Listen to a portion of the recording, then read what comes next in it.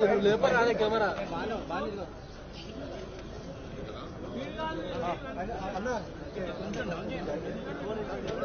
Okay sir అన్న నువ్వు down అన్నా ముందర బాబు ప్లీజ్ అమ్మా సైలెన్స్ పీటీఐ అవునా మేము రాలేదు అని చెప్పు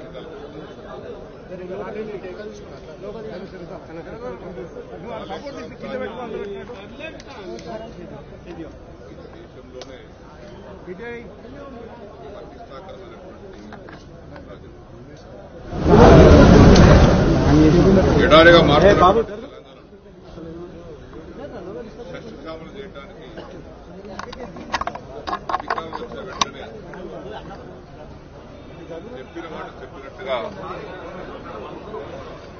మన పార్టీ అధ్యక్షుడు అప్పటి ముఖ్యమంత్రి గారు లక్షలాది ఎకరాలకు లక్షలాది మంది రైతులకు సాగునీరు అందించి కరువును పారదోలటానికి నిర్మించినటువంటి ప్రాజెక్టు కాళేశ్వరం ప్రాజెక్టు. ఈ ప్రాజెక్టు అతి గొప్ప ప్రాజెక్టు అన్న సంగతి అందరూ మెచ్చుకున్నారు. కానీ ఇటీవల వచ్చినటువంటి ప్రభుత్వం ఏదో అయిపోయినట్టుగా లేని ఉన్నట్టుగా చూపించి కాళేశ్వరం ప్రాజెక్టు దాని సంబంధించినటువంటి ప్రాజెక్టు చాలా ఉన్నాయి. బ్యారేజీలు ఉన్నాయి, రిజర్వాయర్స్ ఉన్నాయి, 1530 కిలోమీటర్ల కాలువ తవ్వుకున్నాము, 270 కిలోమీటర్ల సొరంగాలు తవ్వుకున్నాము, సబ్స్టేషన్లు కట్టుకున్నాము, లిఫ్ట్ పెట్టుకున్నాము. ప్రపంచంలోనే అతి గొప్ప lift irrigation project Kaleshwaram project.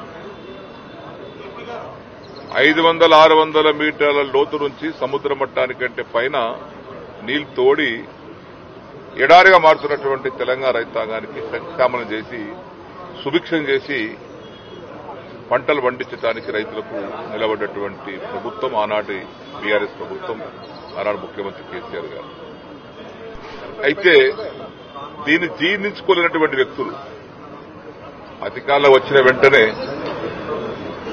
మీరు కూడా ఇంకా మిగిలిపోయినటువంటి పనులను పూర్తి చేసి, ఎట్లయితే మేము బీఆర్ఎస్ పార్టీ టీఆర్ఎస్ పార్టీ ఆనాడు కొత్తగా వచ్చినప్పుడు అసంపూర్తిగా ఉన్నటువంటి కల్వకుర్తి, భీమా, నెట్టంపాడు, కోయిలసాగర్ పనులన్నీ పూర్తి చేసి వలసపోతున్నటువంటి మహబూబ్నగర్ జిల్లా ప్రజలను తిరిగి తీసుకొచ్చి లక్షలాది ఎకరాలకు నీళ్లందించి ప్రాజెక్టు పూర్తి చేశాం. మీకు రైతుల పట్ల ఏమాత్రం ప్రేమ ఉన్నా అసంపూర్తిగా ఉన్నటువంటి పనులు పూర్తి చేయడం ఒకటి నిరంతర ప్రక్రియ. ఇది ఒక ప్రభుత్వంతో ఒక ప్రభుత్వం వస్తుంది. కానీ దాన్ని దృష్టిలో పెట్టుకుని అది పక్కన పెట్టి బ్యారేజ్ మేడిగడ్డ బ్యారేజ్ ఏమైందండి? 86 పిల్లలలో 3 పిల్లలు కుంగినాయి. అది ఎందుకు కుంగినాయి?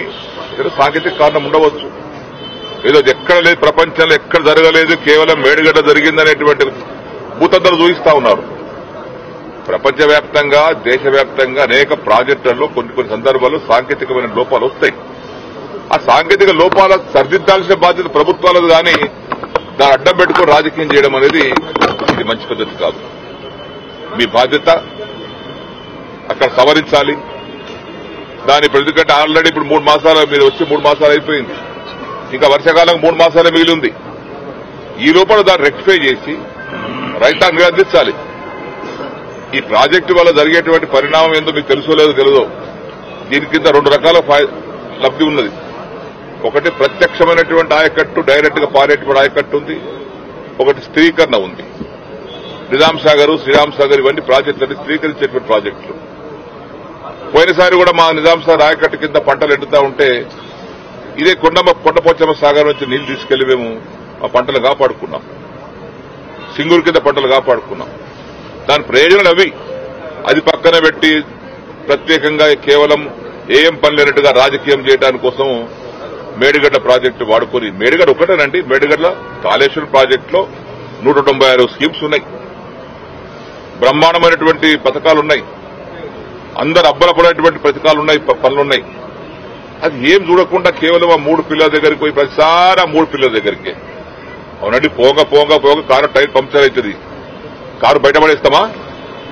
పంక్చర్ టైర్ సరి చేసుకుంటాం, నడిపిస్తాం. ఒక మోటార్ సైకిల్ వెళ్ళిపోతుంది, పడేస్తావా?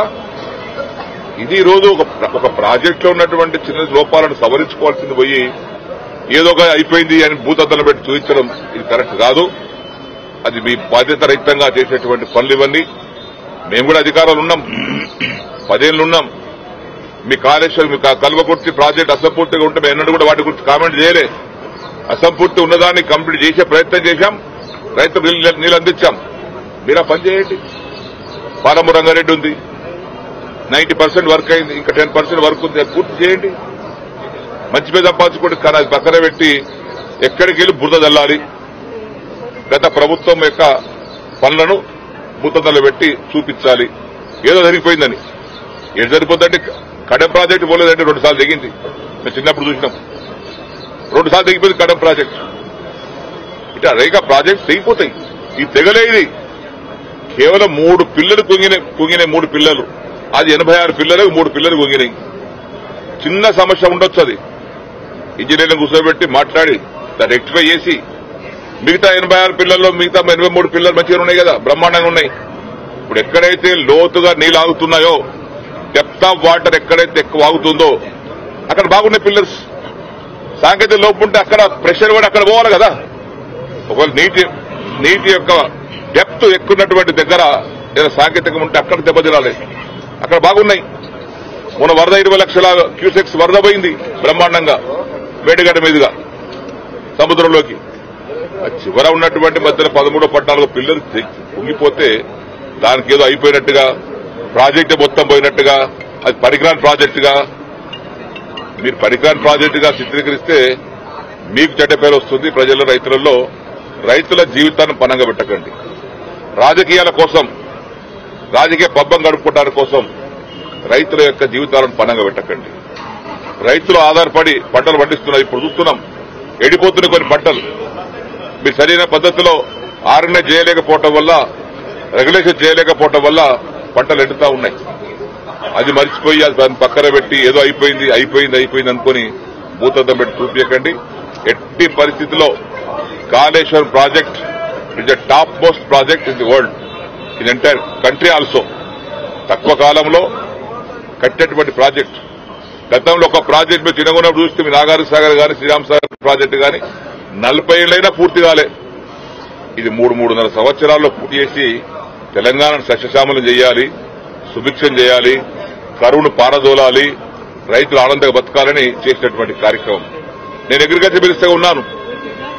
నేను మొదటి స్థాయి ఉన్నప్పుడు కేవలం 67 లక్షల మెట్రిక్ టన్నులు పడినటువంటి ధాన్యం అన్ని కలుపుకుంటే రాష్ట్రంలో.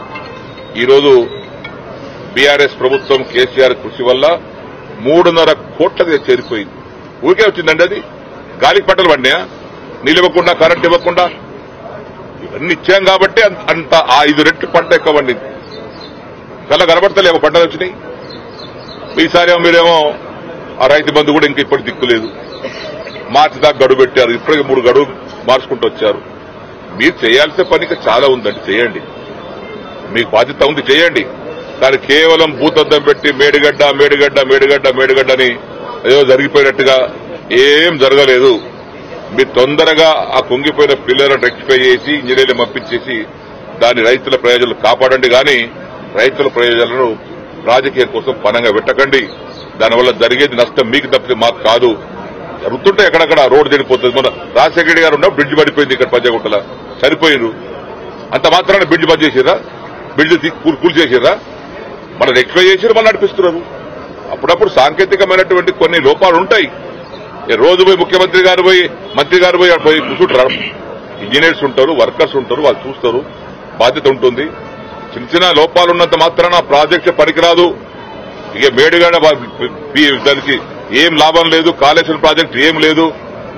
లక్షలాది ఎకరాలండి, 50 లక్షల ఎకరాలు స్థిరీకరణ ఆయకట్టు కనుక్కుంటే 50 లక్షల ఎకరాలంటే రాష్ట్రం సగం ఆయకట్టు.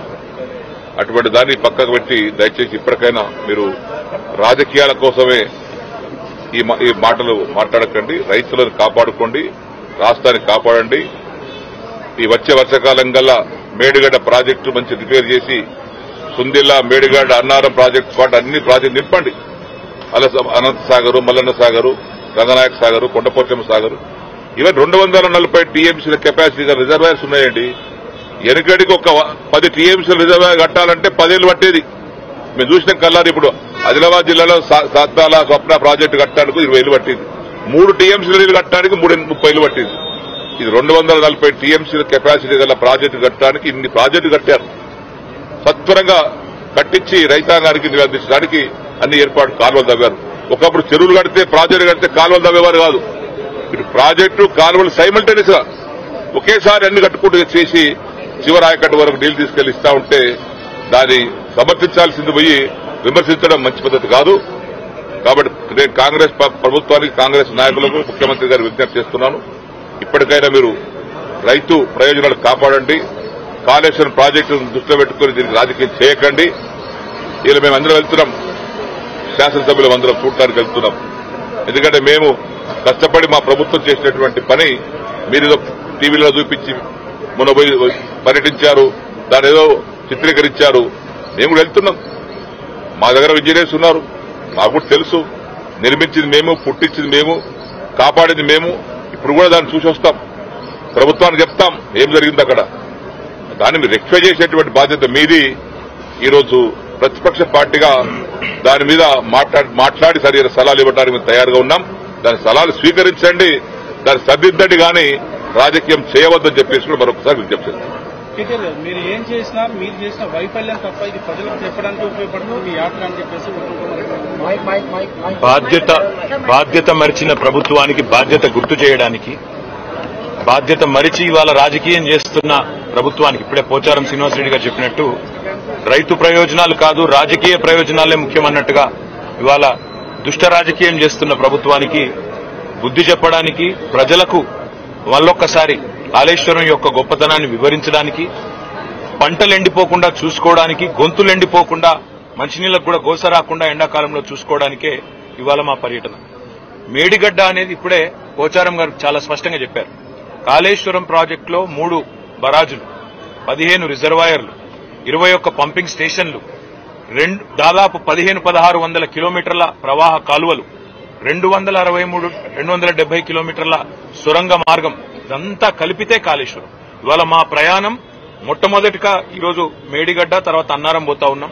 తదనంతరం రాబోయే రోజుల్లో అన్ని రిజర్వాయర్లు కూడా సందర్శిస్తాము, అన్ని చోట్లకు కూడా పోతాము. ఇది మొదటిది మాత్రమే, ఇవాళ పర్యటన మొదటి భాగం మాత్రమే. ప్రభుత్వం తన బాధ్యత మర్చిపోయింది.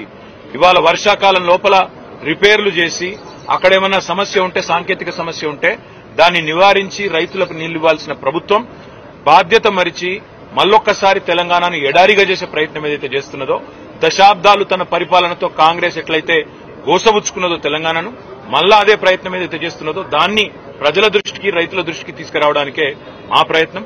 మేము ప్రభుత్వాన్ని ఇప్పుడే పోచారం గారు డిమాండ్ చేసినట్టుగా అడిగేది ఒకటి, మీకున్న అభ్యంతరం ఏంది రిపేర్ చేయడానికి? బాధ్యుల మీద చర్యలు తీసుకోండి, మేము కాదనట్లేదు. తప్పు జరిగితే బాధ్యుల మీద చర్యలు తీసుకోండి, ఏ రకమైన ఎంక్వైరీలు వేస్తారో వేసుకోండి, కానీ మా మీద కోపం రైతుల మీద తీర్చుకోకండి. మా మీద ఉండే ద్వేషం, మా పార్టీ మీద ఉండే కోపం రైతుల మీద, రాష్ట్ర ప్రజల మీద తీర్చవద్దు అనే మాట ఒకటి. రెండవది, ఎండిపోతున్న పంటలు ఇప్పటికే స్టార్ట్ అయింది, ఆ ఇబ్బంది ఇప్పటికే స్టార్ట్ అయింది. వాటిని కూడా సందర్శిస్తుంది మా పార్టీ నాయకత్వం. అన్ని బరాజులు పోతాం, అన్ని రిజర్వాయర్లు పోతాం, అన్ని పంప్ హౌజ్లకు కూడా తీసుకొని పోతాం. అవసరమైతే రాష్ట్రంలోని రైతాంగాన్ని కూడా జాగరూకులను చేసి అన్ని ప్రాంతాలకు మీడియాతో సహా అందరినీ తీసుకొని పోతాం. కాళేశ్వరం యొక్క సమగ్ర స్వరూపం, ప్రజాధనంతో కట్టిన ప్రాజెక్టును ఇవాళ పూర్తి స్థాయి దుష్ట ఆలోచనతో, ఒక కుట్రతో కూల్చే ప్రయత్నం ఏదైతే ప్రభుత్వం చేస్తున్నదో, వరద నీటిలో కొట్టుకపోవాలి, రిపేర్ చేయకపోతే వర్షాకాలంలో వరద వస్తే మొత్తం బరాజ్ కొట్టుకపోవాలన్న ఆలోచన ఏదైతే చేస్తున్నదో దాన్ని ప్రజలకు చెబుతాము. ఇవాళ ఒకవైపేమో పంటలు ఎండుతున్నాయి, ఇంకోవైపేమో కిందికి నీళ్లు సముద్రంలోకి వృధాగా పోతా ఉన్నాయి. అవి చూడడానికి, చూపెట్టడానికి, ప్రజలకు అర్థం చేయించడానికి పోతా ఉన్నాం. మిగతా విషయాలు రానున్న రోజుల్లో, వారం 10 రోజుల్లో రోజు మాట్లాడుకుందాం. తప్పకుండా మా నాయకులు అందరం కూడా అన్ని రిజర్వాయర్లు గాని, అన్ని పంపింగ్ స్టేషన్లు గాని, అన్ని ప్రవాహ కాలువలు గాని అన్ని చోట్ల కూడా పోతాం. ఇది మొదటిది మాత్రమే అన్నమాట నేను మీకు విజ్ఞప్తి చేస్తాను.